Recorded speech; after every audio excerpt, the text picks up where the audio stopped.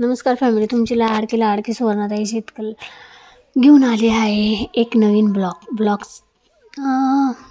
तुम्ही चॅनलवर नवीन असाल तर सबस्क्राईब करायला विसरू नका, लाईक करायलाही सुद्धा विसरू नका. कसं असतं ना, प्रत्येक यशस्वीची सुरुवात छोट्यापासून होते. आता हे माझा नवरा ना कधीच ऐकत नाही. व्हिडिओ बनवायचं म्हणलं ना त्याला काय झणकार येतो काय माहिती, निस्ता निघायचा बघतो. आणि मला व्हिडिओ त्या टायमामध्ये माझे पोचलेच पाहिजे असं माझं टार्गेट असतं. आणि मी थोडीशी छोटी मोठी भांडण होणारच व्हिडिओसाठी. व्हिडिओ बनवायचा का नाही तुम्हाला? नाही मला बनवायचाच आहे. मी पण हट्टी आहे, आज व्हिडिओ बनवलाच पाहिजे मला. तर असंच व्हिडिओ बनवून तुम्हाला सांगते, खूप अशा मोठ्या ह्याच्यावरती पोचली आहे. मी छोट्या मोठ्या ह्याच्यावरती पोचले आहे, म्हणजे चांगली प्रगतीवर पोचले आहे, यशस्वी ह्याच्यावर पोचले आहे. माझा स्वभाव सगळ्यांना माहिती, सांगायची काही गरज नाही. खूप असं स्ट्रगल खूप केलं आहे माझ्या आयुष्यात. सगळं घरदार असूनसुद्धा मी स्ट्रगल केलं आहे. म्हणजे असं म्हणायचं की मी सगळं मला असून मी थोडं मोठं गोष्टीमध्ये संघर्ष केलेला आहे. आता तुम्हाला सांगायचं महत्त्व झालं, वाईट वेळेमध्ये कोणी सोबत नसतो, पण आपला ह्यो असतो ना सौभाग्याचा धनी, जरी दारू पित असला ना तरी आपली साथ सोडणार नाही.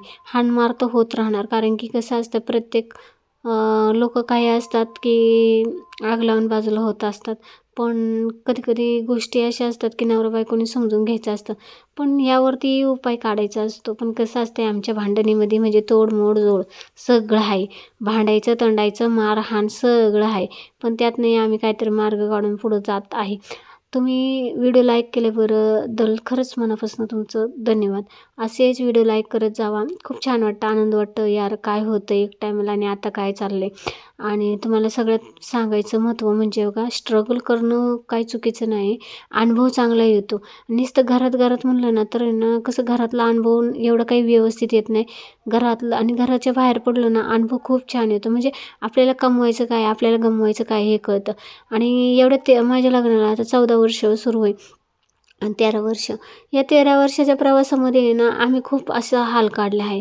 आमच्या मुलाच्या दवाखान्यांपासून ते आमच्या दुखण्यापर्यंत सगळे. ज्यावेळेस आमच्या मुलांनाही असं काही पण होते त्यावेळेस आम्हालाच उभं